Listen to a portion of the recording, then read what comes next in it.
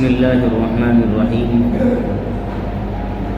إن الحمد لله نحمده ونستعينه ونستغفره ونؤمن به ونتوكل عليه ونعوذ بالله من شرور أنفسنا ومن سيئات أعمالنا. من يهده الله فلا مضل له ومن يضلله فلا هادي له. ونشهد أن لا إله إلا الله وحده لا شريك له. ونشهد أن سيدنا وسندنا وحبيبنا وشفيعنا ومولانا محمدا عبده ورسوله صلى الله عليه وعلى آله وأصحابه وأزواجه وذرياته وأهل بيته وبارك وسلم تسليما كثيرا كثيرا. أما بعد فأعوذ بالله من الشيطان الرجيم. بسم الله الرحمن الرحيم. يا أيها الذين آمنوا إذا تداينتم بدين إلى أجل مسمى فاكتبوه وليكتب بينكم كاتب بالعدل ولا يأب كاتب أن يكتب كما علمه الله فليكتب وليملل الذي عليه الحق وليتق الله ربه ولا يبخس منه شيئا.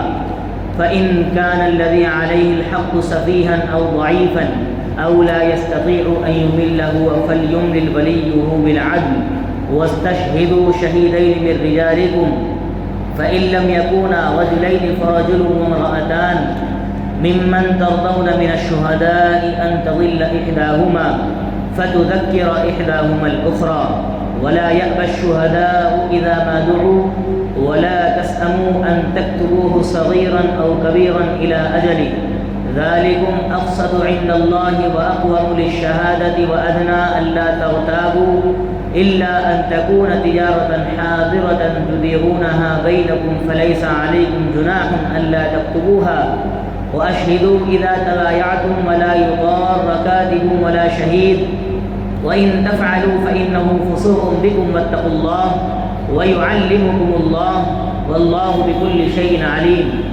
وإن كنتم على سفر ولم تجدوا كاتبا فرهان مقبوضة فإن أمن بعضكم بعضا فليؤدي الذي اؤتمن أمانته وليتق الله ربه ولا تكتموا الشهادة ومن يكتمها فإنه آثم قلبه والله بما تعملون عليم. صدق اللہ العظیم. سورۃ البقرہ کا بالکل اخیر چل رہا ہے. 2 رکوع باقی رہ گئے ہیں. آج کے رکوع کے بعد صرف آخری رکوع باقی رہ جائے گا. جو آیت میں نے اتنی لمبی آپ کے سامنے پڑھی ہے یہ قرآن مجید کی سب سے بڑی آیت ہے. سب سے بڑی سورت کون سی ہے جی؟ سورہ بقرہ. اور سورہ بقرہ ہی میں سب سے بڑی آیت بھی ہے. قرآن کی سب سے بڑی سورت ہے سورہ بقرہ جو کتنی آیت پر مشتمل ہے؟ 286 286. اور اسی صورت میں اللہ نے سب سے بڑی آیت بھی دی ہے. وہ آج آپ کے سامنے میں نے تقریباً 1 رکوع کی ہے وہ پڑھ کر کے سنائی ہے. اس پورے رکوع میں صرف 2 آیت ہیں. ایک آخر کی اور ایک یہ لمبی جو پوری پڑھی ہے. اس کے اندر اللہ نے کچھ اہم اصول بیان فرمائے ہیں. اللہ نے اس آیت میں انسانی معاملات کے اعتبار سے چند اہم چیزیں بیان فرمائی ہیں.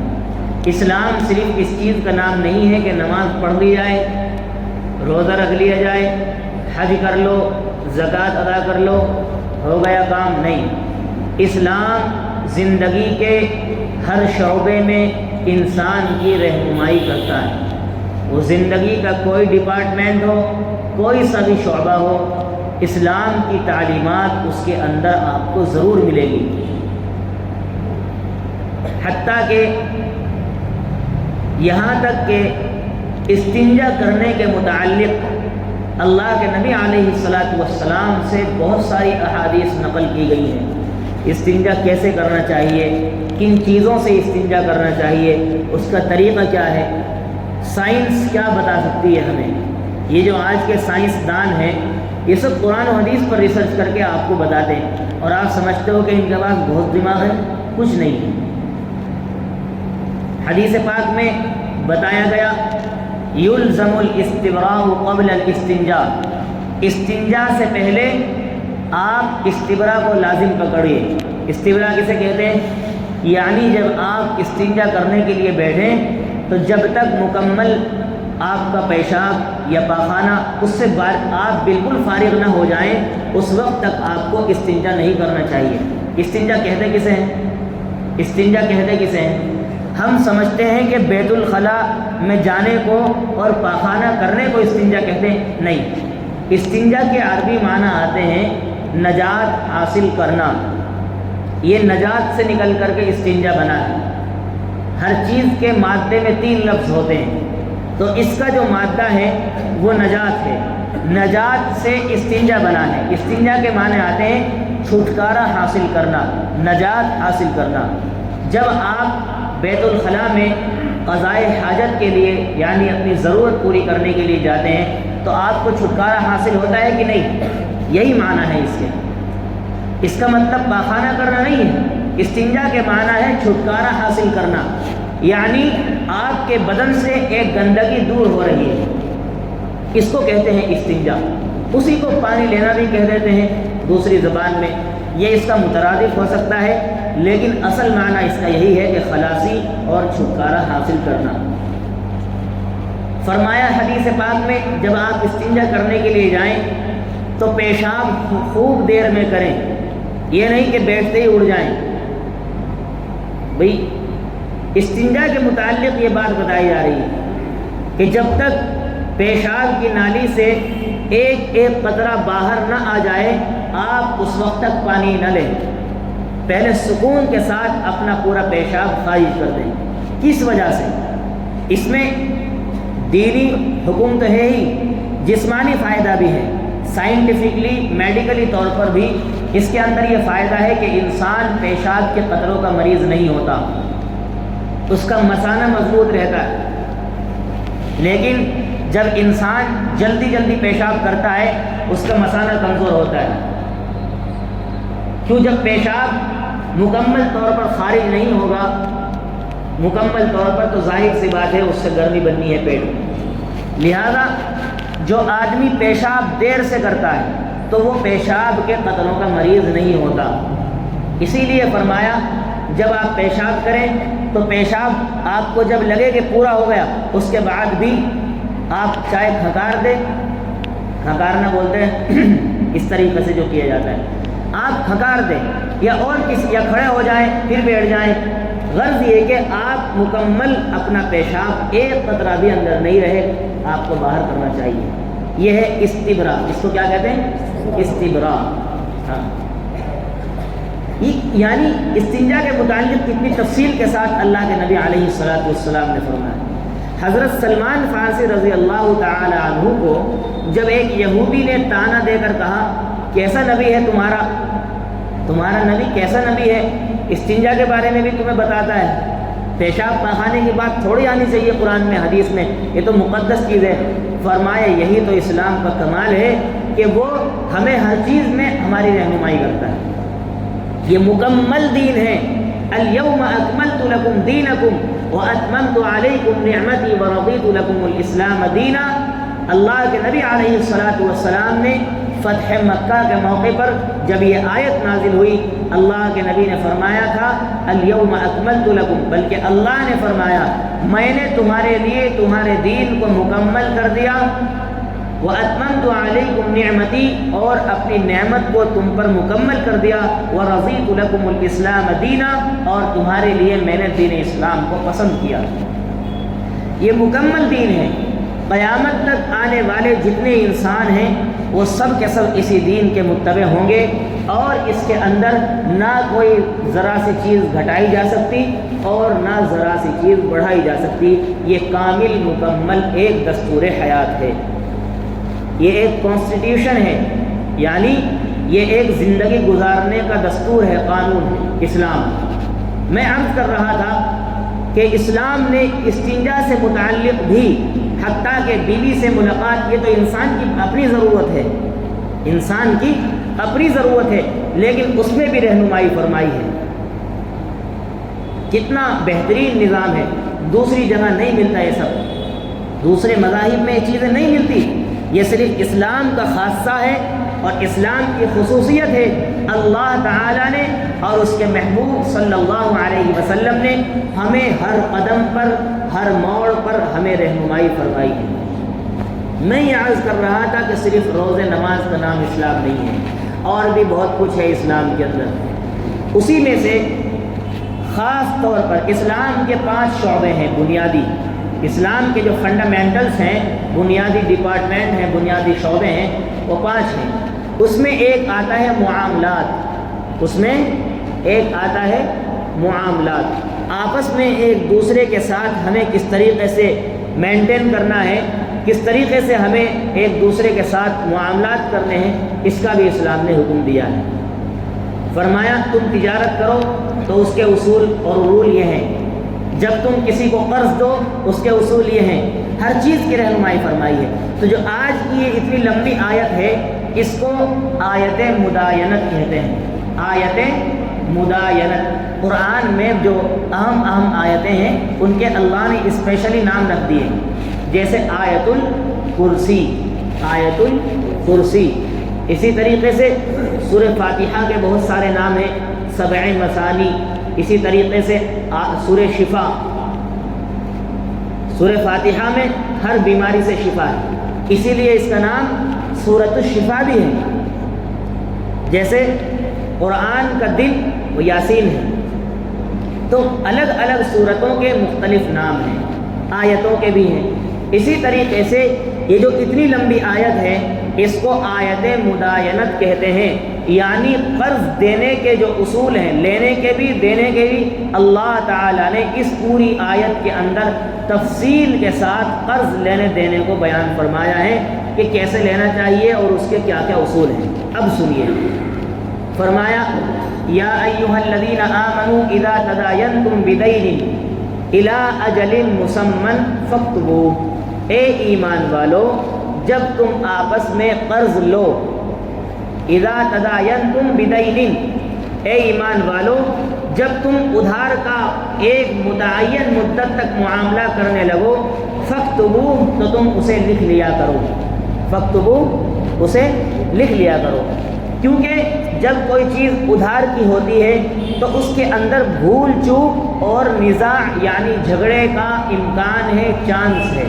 احتمال ہے، جھگڑا ہو سکتا ہے۔ بعد میں جس نے قرض لیا ہے وہ انکار کر سکتا ہے، یا جس نے دیا ہے وہ یہ بھی کہہ سکتا ہے کہ میں نے تو 100 نہیں، میں نے تمہیں 200 دیے تھے، کچھ بھی ہو سکتا ہے۔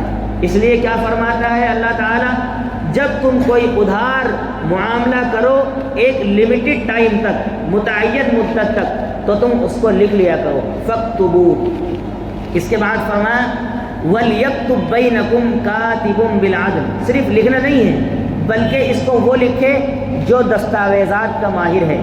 کورٹ کچہریوں میں الگ سے بیٹھے ہوتے ہیں لکھنے کے لیے، جو اسٹامپ پر لکھتے ہیں، فرمایا اس میں لکھو وَلْيَكْتُبْ، کیونکہ جو خاص طور کی ایک درخواست ہوتی ہے، مثال کے طور پر سی ایم آفس میں اگر کوئی اپلیکیشن لگانی ہے، ہر ایرا غیرہ نہیں لکھ سکتا اس کو، اس کا ایک خاص اسلوب ہوتا ہے، خاص طرز ہوتا ہے، اس کے لیے علم چاہیے۔ اسی طریقے سے دستاویزات کے کچھ ٹرمز ہیں، کچھ اصطلاحات ہیں، وہ صرف اسی کو وہی لکھ سکتا ہے جو اس کا ماہر ہے۔ اس لیے فرمایا وَلْيَكْتُبْ بَيْنَكُمْ كَاتِبٌ، قرآن نے کاتب کا لفظ استعمال کیا۔ کاتب کہتے ہیں لکھنے والے کو، کاتب کہتے ہیں لکھنے والے کو۔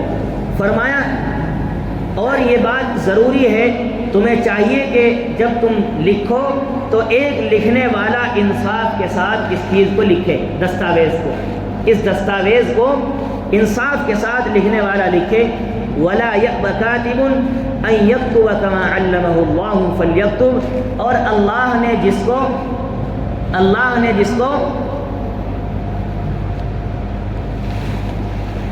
نے جس کو یہ لکھنے کا فن عطا فرمایا ہے وہ لکھنے سے انکار نہ کرے، وہ لکھنے سے انکار نہ کرے بلکہ اسے لکھنا چاہیے۔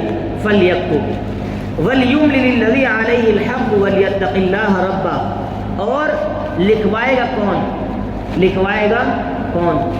قرض دار لکھوائے گا، جو لے رہا ہے، جس کے ذمہ حق واجب ہے وہ لکھوائے۔ وَلْيُمْلِلِ الَّذِي عَلَيْهِ الْحَقُّ وَلْيَتَّقِ اللَّهَ رَبَّهُ، اور جس کے ذمے وہ حق واجب ہو وہ شخص لکھوائے اور اللہ تعالیٰ سے ڈرے جو اس کا پروردگار ہے، اس اللہ سے ڈرے جو اس کا پروردگار، یعنی لکھوانے میں انصاف سے کام لے، وہ بھی جو لکھوا رہا ہے اور جو لکھ رہا ہے وہ بھی، ابھی آگے اور بھی باقی ہے، اور اس میں سے ذرہ برابر کمی نہ کرے، وَلَا يَبْخَسْ مِنْهُ شَيْئًا فَإِنْ كَانَ الَّذِي عَلَيْهِ الْحَقُّ سَفِيهًا۔ اسلام نے ہر چیز کو ان ڈیٹیل بیان کیا ہے، بالکل تفصیل کے ساتھ، ہماری عقلیں نہیں پہنچ سکتی وہاں جو اسلام جہاں پہنچ سکتا ہے۔ بھئی صرف یہ کہہ دیتے بھئی لکھوا لو ہو گیا کام کافی، لیکن کہا انسانی سماج میں، انسانی دنیا میں ہر طرح کا آدمی ہے، کمزور بھی ہے، طاقتور بھی ہے، بولنے والا بھی ہے، گونگا بھی ہے، ہوشیار بھی ہے اور مجنون پاگل بھی ہے، ہر طرح کا انسان ہے کہ نہیں؟ تو پھر یہ لکھنا پڑھنا تو صرف عقل مند کا کام ہے، اب جو گونگا بہرا ہے اس کا کون ہے؟ اس کا بھی تو اللہ ہے۔ اسی لیے میں کہا کرتا ہوں خدا مت بنو، جس نے پیدا کیا ہے وہی رزق بھی دیتا ہے، اپنے آپ میں تکبر نہ کرو، اللہ نے جس نے پیدا کیا ہے رزق بھی وہی دے گا، وہ گونگے کو بھی رزق دے رہا ہے اور بولنے والے کو بھی رزق دے رہا ہے۔ جو انسان اپنے دماغ پر، اپنے علم پر، اپنے ایکسپیرینس پر اور اپنی صلاحیت پر، اپنی استعداد پر ناز کرتا ہے، فخر کرتا ہے، اس کو بھی دے رہا ہے، اور جو بے زبان جانور ہیں اللہ ان کو بھی دے رہا ہے، جن کا کوئی پرسان حال نہیں ہے ان کا پرسان حال اللہ ہے۔ اسی کو شاعر نے بیان کیا، کوئی نہ جن کی سنے ان کی بات تو نے سنی، کوئی نہ جن کی سنے ان کی بات تو نے سنی، ملا نہ پیار جنہیں ان سے پیار تو نے کیا۔ یہ اللہ کی صفت ہے، جس کی کوئی نہیں سنتا اس کی اللہ سنتا ہے۔ کوئی نہ جن کی سنے ان کی بات تو نے سنی، ملا نہ پیار جنہیں ان سے پیار تو نے کیا۔ اور ہمیں جو پیدا کیا تو نے نسل آدم میں، ہمیں جو پیدا کیا تو نے نسل آدم میں، کرم یہ ہم پہ اے پروردگار تو نے کیا۔ اور عطا کی نعمتیں جو تو نے اپنی قدرت سے زہ نصیب ہوں میں آشکار تو نے کیا، یعنی اللہ نے تو ہمیں نعمت عطا کر رکھی ہیں، ہم لیکن اس کے شکر گزار نہیں ہیں اور ہم اس کا اللہ کا احسان نہیں مانتے۔ اسی کو کہا کوئی نہ جن کی سنے ان کی بات تو نے سنی، ملا نہ پیار جنہیں ان سے پیار تو نے کیا۔ تو میں عرض کر رہا تھا یہ تو لکھنے پڑھنے والوں کی بات ہو گئی، لیکن فرمایا فَإِنْ كَانَ الَّذِي عَلَيْهِ الْحَقُّ سَفِيهًا أَوْ ضَعِيفًا أَوْ لَا يَسْتَطِيعُ أَن يُمِلَّ، اگر ایسا بھی آدمی ہے کہ جس کے اوپر حق ہے وہ ایسا بھی ہو سکتا ہے یا تو وہ کم عقل والا ہو، سفیہن اس کا دماغ کم ہو، او ضعیفاً یا وہ کمزور ہو، یعنی کمزور کس معنی کر بڑھاپے کی حالت کو پہنچ چکا ہو، او لا یستطیع ان یمل یا وہ خود لکھنا پڑھنے کی استطاعت نہ رکھتا ہو، فلیملل الذی علیہ فلیملل ولیہ بالعدل، تو اس کا کوئی ذمہ دار، اس کا کوئی ریپریزنٹیٹیو یعنی نمائندہ وہ اس کی طرف سے انصاف کے ساتھ لکھوائے۔ مثال کے طور پر بعض ماں باپ انتقال کر جاتے ہیں، ابھی بچہ چھوٹا ہے، مال بہت زیادہ ہے، تو اب جو اس کا ذمہ دار ہے چچا یا تاؤ، اس کو انصاف کے ساتھ اس میں بالکل بھی اپنے آپ دخل اندازی کی اجازت نہیں ہے، بلکہ اسے چاہیے کہ اس کے اپنے بھائی کی مال کی حفاظت کرے، اور جب یہ بچے جوان ہو جائیں ان کو ان کے جگہ پر کھڑا کرے۔ ہوتا کیا ہے سب ہضم کر جاتے ہیں ڈکیت کہیں کے، بالکل بھی اللہ کا خوف نہیں رہا لوگوں کے دلوں میں، بس سمجھتے ہیں کہ یہ کسی طریقے سے جائے اور ہمارے پاس مال آ جائے، اللہ کا خوف نہیں ہے۔ اسی لیے اللہ ہر جگہ فرماتے ہیں تقوی اختیار کرو، تقوی اختیار کرو، تقوی اختیار کرو۔ یہاں بھی بیچ میں فرما دیا وَلْيَتَّقِ اللَّهَ رَبَّهُ، اسے چاہیے کہ اپنے پروردگار سے ڈرے، اور انصاف کا لفظ ہر آیت میں فرما رہے ہیں کہ تاکہ ناانصافی نہ ہو، تاکہ ناانصافی نہ ہو۔ فرمایا فَإِنْ كَانَ الَّذِي عَلَيْهِ الْحَقُّ سَفِيهًا، بس اگر جس کے اوپر حق ہے وہ کم عقل والا ہو یا ضعیف البدن ہو یعنی کمزور ہو یا خود لکھائی پڑھائی کی استطاعت نہ رکھتا ہو تو اسے چاہیے کہ اس کا کوئی کارندہ نمائندہ اس کی طرف سے انصاف کے ساتھ لکھائی پڑھائی کروائے۔ یہ بات تو لکھائی پڑھائی تک کی تھی، لیکن خالی لکھنے سے کچھ نہیں ہوتا، خالی لکھنے سے کچھ نہیں ہوتا۔ اللہ نے اس بندھن کو اور مضبوط کرنے کے لیے آگے اور ارشاد فرمایا وَاسْتَشْهِدُوا شَهِيدَيْنِ مِن رِجَالِكُمْ، اور تم جب ایسا کرو یعنی لکھائی پڑھائی کے کام کرو تو 2 مرد گواہوں بنا لیا کرو، 2 مرد گواہ بنا لیا کرو۔ فَإِن لَّمْ يَكُونَا رَجُلَيْنِ، 2 مرد نہ مل سکے فَرَجُلٌ وَامْرَأَتَانِ، 1 مرد اور 2 عورتیں، 1 مرد اور 2 عورتیں، اسی لیے کیونکہ 1 مرد کا مقابلہ وہ 2 عورتوں سے۔ جب میراث کی باری آتی ہے تو لڑکے کو 1 حصہ اور لڑکی کو اس کا آدھا حصہ، یعنی جتنا حصہ 2 لڑکیوں کا ہوگا اتنا حصہ میراث میں 1 لڑکے کا ہوگا۔ یہی ہے وہ اصول اور یہی فلسفہ ہے۔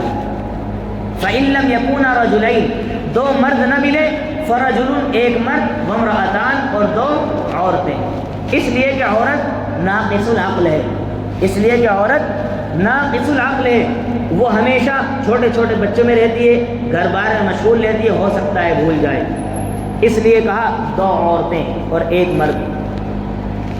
اب یہ شہادت ہے، شہادت کہتے ہیں گواہی دینا، اور اس میں اللہ نے فرمایا انصاف کے ساتھ گواہی دینی چاہیے۔ جھوٹی گواہی دینا حرام ہے اور اس کو چھپانا بھی حرام ہے، گواہی کو چھپانا بھی حرام ہے۔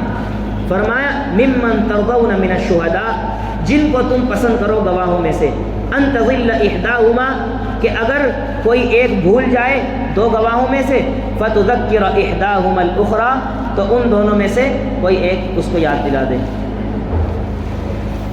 ولا یأبی الشہداء اذا ما دعوا، اور گواہوں کو جب گواہی کے لیے بلایا جائے وہ بھی انکار نہ کریں، وہ بھی انکار نہ کریں۔ آنے جانے میں کرایہ لگتا ہے، کرایہ مانگ لو، لیکن گواہی دینے سے انکار مت کرو۔ ولا تسأموا ان تكتبوه صغيرا او كبيرا الى اجل، اور تم اس کے لکھنے سے اکتایا مت کرو، خواہ وہ معاملہ چھوٹا ہو یا بڑا معاملہ ہو۔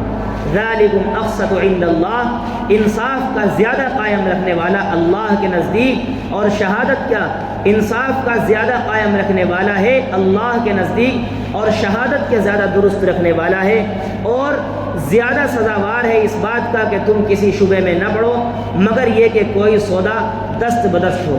یعنی اللہ فرماتے ہیں ذالکم اقسط عند اللہ، یہ دستاویز لکھوانا، یہ دستاویز لکھوانا اور 2 گواہوں کو اس پر متعین کرنا، یہ زیادہ انصاف کے لائق اور قریب بات ہے، اور زیادہ درست رکھنے والا ہے شہادت کو، اور اس میں آپس میں جھگڑے کا امکان بھی نہیں ہے۔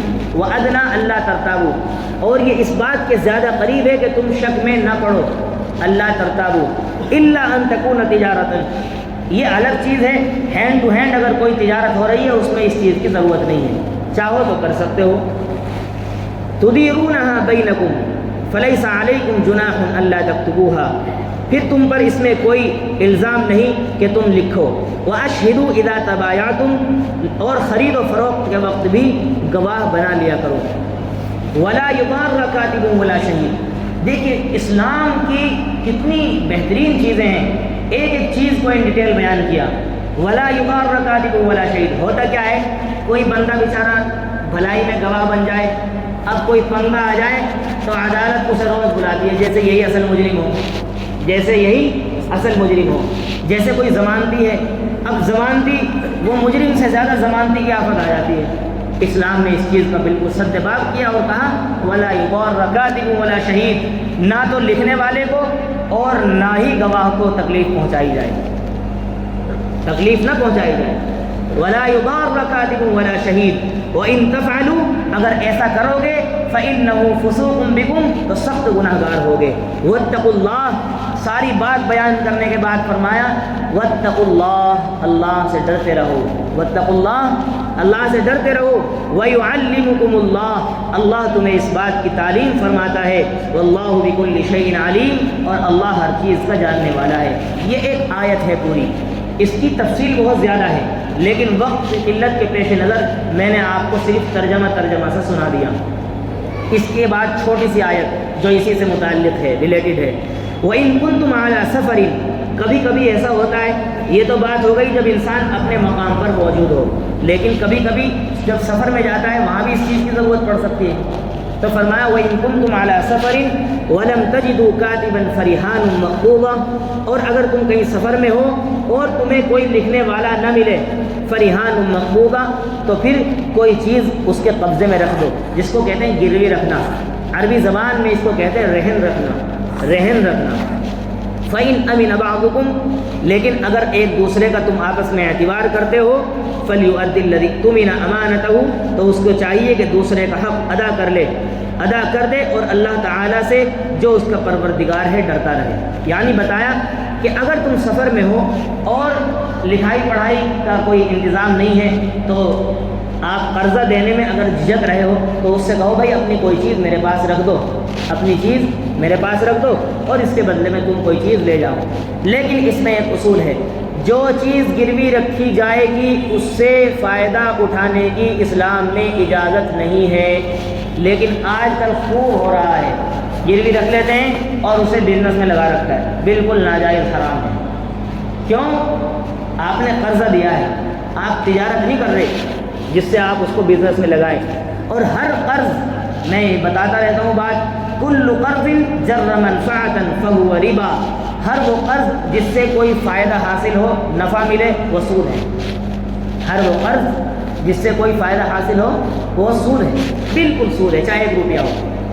اسی لیے فرمایا کہ جب تم رہن میں چیز رکھ دو تو جس کے پاس رہن کی چیز رکھی گئی ہے، گروی چیز رکھی گئی ہے، اس کو اس سے فائدہ اٹھانے کی اجازت نہیں ہے۔ فَإِنْ أَمِنَ بَعْضُكُمْ بَعْضًا، پھر اگر ایک دوسرے کا اعتبار کرتا ہو تو جس شخص کا اعتبار کر لیا گیا ہے اسے چاہیے کہ وہ دوسرے کا حق ادا کر دے۔ یعنی بعض مرتبہ ایسا ہوتا ہے کہ اجنبی نہیں ہے، کوئی جانکاری مانگ رہا ہے، تو اگر ایک دوسرے کو آپس میں اچھی باؤنڈنگ ہے اور آپس میں ایک دوسرے کا اعتبار ہے، تو پھر جو قرض لے رہا ہے اسے بھی چاہیے کہ وہ اللہ سے ڈرے اور ٹائم پر قرض ادا کر دے۔ ایسا نہیں ہے کہ صرف قرض دینے والوں کو اللہ نصیحت کر رہا ہے، قرض لینے والوں کو بھی نصیحت ہے۔ فرمایا جو آدمی قرض لے اور اس کے بعد ٹال مٹول کرے اور اسی حالت میں اس کا انتقال ہو جائے تو اس کی روح بیچ میں لٹک جاتی ہے، اس کی روح بیچ میں لٹک جاتی ہے۔ اسی لیے فرمایا جب آپ کے اوپر کوئی قرض ہو اپنی وصیت لکھ کے ہر وقت رہنی چاہیے، نہ جانے انسان کی کب موت آ جائے۔ جو خاندانی لوگ ہیں، پڑھے لکھے لوگ ہیں، وہ ایسا کرتے ہیں، اپنی وصیت اپنے تکیے کے نیچے رکھ کر کے سوتے ہیں کہ بھائی میرے پہ فلاں کا اتنا ہے، فلاں کا اتنا ہے، ڈائری بنا کر کے رکھتے ہیں تاکہ موت آ جائے تو اس کے بعد کسی کو دقت نہ ہو۔ آج کل رواج یہ ہے عام کہ جب قبرستان میں دفن کرنے جاتے ہیں وہاں چلا کر کے اعلان کر دیتے بھائی ان پہ کسی کا کچھ ہو تو نکال لے ہو، اور جب لینے والا آتا ہے تو دیتے نہیں ہیں، جھوٹ موٹ کا اعلان کرتے ہیں، ویسے ہی صرف بلانا اتارنے کو، اپنے سر سے بوجھ اتارنے کو جھوٹ کا اعلان کر دیتے ہیں، اور جب آتا ہے کوئی لینے والا پھر دیتے نہیں ہیں۔ اس کے برعکس بھی دیکھنے کو ملتا ہے، اس کے برعکس بھی دیکھنے کو ملتا ہے۔ کبھی کبھی جب اعلان کر دیا جاتا ہے تو جس کا ہے ہی نہیں کچھ وہی پہنچ جاتا ہے، سوچتا ہے مرنے والا مر گیا تو اس کی جیب میں سے کچھ نکال لیں۔ ایسا ہوتا ہے نا، کسی کا روڈ پہ ایکسیڈنٹ ہو گیا، وہ تو بیچارہ اپنی آخری سانسیں گن رہا ہے، لوگ اس کو بچانے میں دوڑ رہے، لیکن جو چور ہوتا ہے وہ سوچتا ہے اس کی جیب میں سے کچھ پیسے نکال لے، موبائل نکال لے، پرس نکال لے۔ یہ تو ہر طرح کی دنیا میں انسان ہے، الگ الگ ہر کسی کی سوچ ہے۔ اس لیے فرمایا جو آدمی قرض لے رہا ہے اسے بھی چاہیے کہ وہ ٹائم پر ادا کرے، ٹال مٹول نہ کرے، ورنہ بہت سخت گناہ کی بات ہے۔ وَلْيَتَّقِ اللَّهَ رَبَّهُ وَلَا تَكْتُمُوا الشَّهَادَةَ، اور تم گواہی کو مت چھپایا کرو۔ گواہی کا چھپانا 2 طریقے سے میں نے بتایا، یا تو آدمی غلط گواہی دے یا بالکل سرے سے ہی چپ ہو جائے، دونوں طریقے سے یہ گواہی کا چھپانا آتا ہے۔ وَمَن يَكْتُمْهَا فَإِنَّهُ آثِمٌ قَلْبُهُ، اور جو گواہی کو چھپائے گا اس کا دل یقیناً سخت گناہگار ہوگا، کیونکہ گواہی یہ ہمیں لگتا ہے کہ زبان کی بات ہے، لیکن اصل تو پہلے دل نے ارادہ کیا ہے نا۔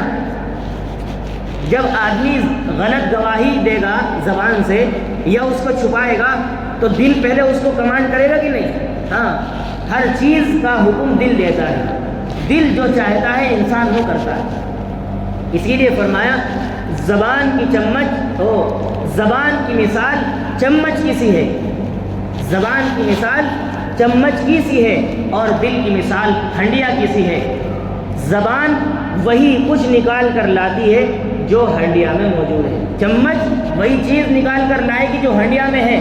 اسی لیے زبان جو بولے گی سمجھو وہ دل بول رہا ہے۔ لوگ کہتے تھے نا اجی یہ تو زبان کا بس ایسا ہی ہے، بھائی صاحب یہ دل کا بھی ایسا ہی ہے۔ میں نہیں مانتا جی اس بات کو، کوئی مانتا ہو چاہے نہ مانتا ہو، قرآن کی روشنی میں یہ بات 100% درست ہے۔ قرآن کی روشنی میں یہ بات 100% درست ہے۔ کہتے ہیں نا زبان کا برا ہے جی، دل بالکل صاف ہے، ہرگز نہیں، وہ بالکل وہ ایک دم غدار اور خناس قسم کا آدمی ہے جو اس طرح کا ہوتا ہے۔ میں نہیں مانتا، بالکل نہیں۔ جو آدمی اتنا بھی برداشت نہ کر سکتا ہو کسی کی بات زبان پر فوراً کہہ دے، وہ کیا کرے گا کچھ بھی، ہم نہیں سمجھتے اس بات کو۔ یہ بات لوگوں میں رائج ہے لیکن ایسا ہے نہیں۔ جو آدمی فوراً ذرا سی بات پر غصہ ہو جائے اور تھوڑی دیر بھی اس کو برداشت نہ ہو فوراً وہ کہہ دے، اس کے دل کا کیا اعتبار ہے؟ جس انسان کو اپنی زبان پر قابو نہیں ہے اس کو دل پر کیسے قابو ہو سکتا ہے؟ اسی لیے فرمایا وَمَن يَكْتُمْهَا فَإِنَّهُ آثِمٌ قَلْبُهُ، جو گواہی کو چھپائے گا یقیناً اس کا دل گنہگار ہے۔ زبان کو بھی تو کہہ سکتا تھا اللہ، لیکن کہا دل گنہگار ہے، کیونکہ پہلے دل نے ارادہ کیا ہے تو زبان جھوٹ گواہی دے رہی ہے، زبان جھوٹی گواہی دے رہی ہے۔ وَاللَّهُ بِمَا تَعْمَلُونَ عَلِيمٌ، اور تم جو کچھ بھی کر رہے ہو اللہ ہر چیز سے باخبر ہے، اللہ ہر چیز کا جاننے والا ہے۔ اللہ ہم سب کو عمل کی توفیق عطا فرمائے اور یہ جو اصول بتائے گئے ہیں ان کے مطابق اپنی زندگی میں عمل کرنے کی توفیق عطا فرمائے۔ وآخر دعوانا ان الحمد للہ رب العالمین۔